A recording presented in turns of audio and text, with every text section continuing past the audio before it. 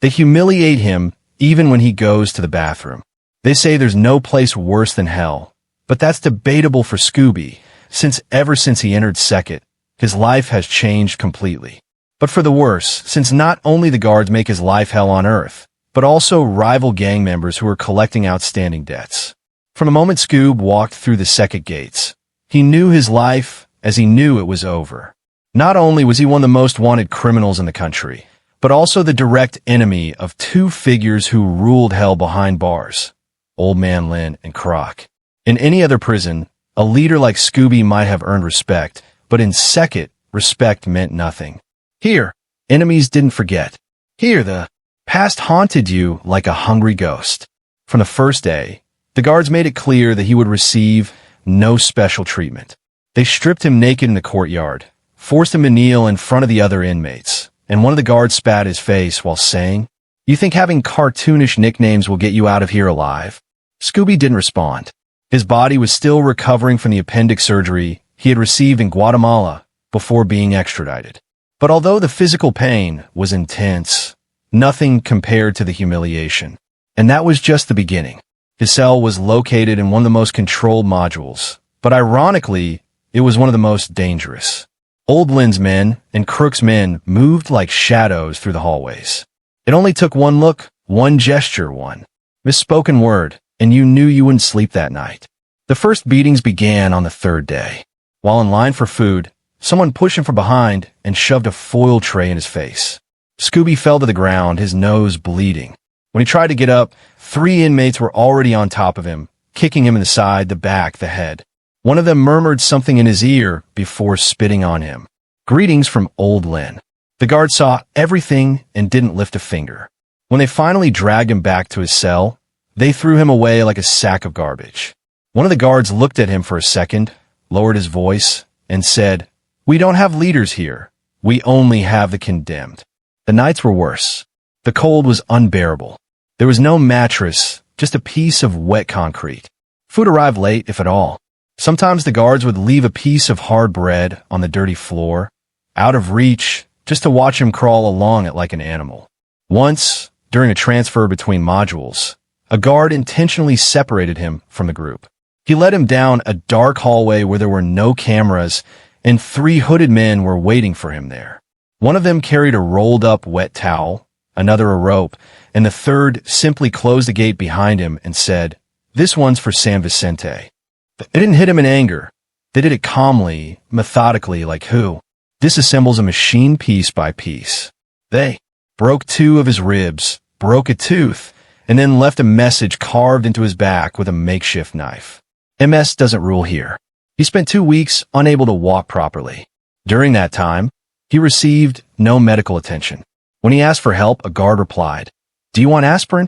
Grab a little saliva and swallow it." During his confinement, the humiliation was constant. One day, they forced him to clean the bathrooms in the cell, the same place where his enemies slept. Every time he entered a cell to collect buckets of waste, one of the prison guards would sneak up behind him and whisper things in his ear. They reminded him of his dead, his betrayals, the executions he ordered. "Do you remember the Barrio 18 that you hung from a pole?" One of them asked. "It was my cousin." Scooby never responded, but inside he seethed, not out of remorse, but out of helplessness. His law was no longer law. His orders were no longer valid. His fear no longer worked. Now he was raw meat, waiting his turn. Subscribe if you like the video, because what you're about to hear is just the beginning. One afternoon in the dining hall, a spoonful of poisoned rice sent him to the floor, convulsing. He didn't die, but he was in the infirmary for 4 days. No one knew who did it. No one said anything. No one investigated. When he returned, his blanket had been stolen. His pants had been ripped, and someone had defecated in his bucket of water. When he asked why, an inmate answered him from across the cell, "Because in this prison, Scooby, you're not even a dog." The guards didn't leave him alone either. They used any excuse to get him out of the cell. They handcuffed him, made him run down the hallway with his head down, and then threw buckets of ice water on him. Sometimes they made him walk naked while laughing out loud. Once, they put him in a punishment cell for 72 hours with a light on. The lamp was on all the time, with a loudspeaker, playing the same message every minute. Bukele is the one in charge here. Scooby started talking to himself. At night, he mumbled names. Sometimes he woke up screaming, drenched in sweat. He didn't know if he was dreaming or hallucinating. He saw faces on the walls. He heard footsteps where no one was, but the worst were the whispers. He didn't know if they were real or if his mind was starting to break. And the worst was yet to come. What was in store for Scooby? The following week, Scooby was moved to a shared cell. It wasn't an administrative error. It was a cruelly planned decision. They put him with 2 inmates known for their history of violence. One was an ex-con of Old Man Lin. The other had been Croc's armed wing. The tension was automatic. No words were needed. The first night, Scooby could barely close his eyes. The 2 men watched him from the corner with the patience of predators. At 3 a.m., while the unit seemed to be sleeping, one of them approached him and whispered, "You thought you were immortal, Scooby." And that's when the nightmare began. They tied him up with sheets, covered his mouth, and for half an hour they beat him precisely, leaving no visible marks at first: his ribs, abdomen, lower back. When it was over, they urinated on him. The next day, he didn't say anything.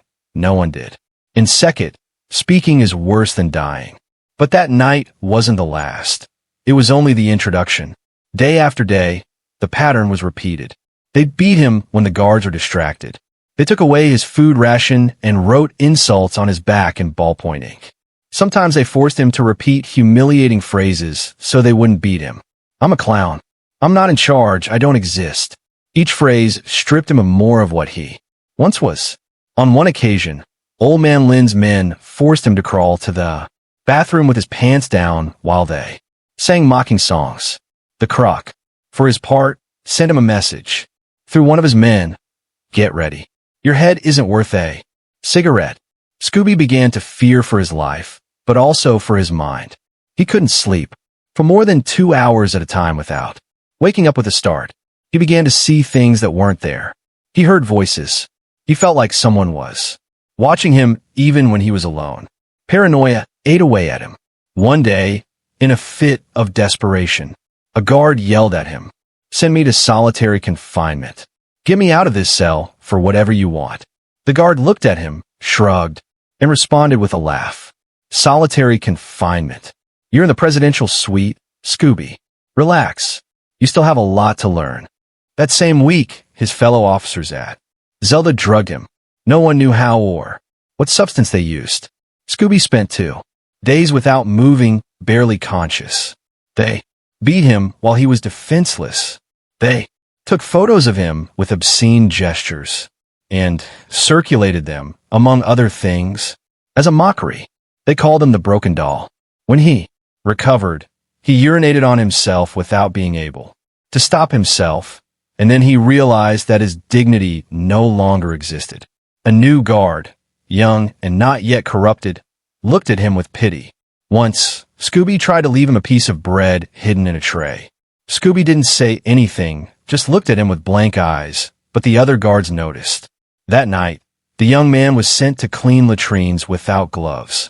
He quickly learned that helping Scooby was like signing his own death sentence. The weeks passed. Scooby's body was wasting away. His jaw had difficulty opening. His fingers trembled constantly. His back was covered in sores. He had lost more than 15 kilograms since joining, and whatever remained of his external legend was fading. On social media, people no longer spoke of him as a feared boss. They used him as a joke. There were memes of his battered face, phrases like, "Scubby, where are you?" and mocking comments. That one doesn't even scare his own soul anymore. And that hurt more than any punch. In prison, they knew it and reminded him of it. One of the inmates approached him one morning and said, "Did you see what they're saying about your voice on TikTok? Did they make a song for you, Scooby?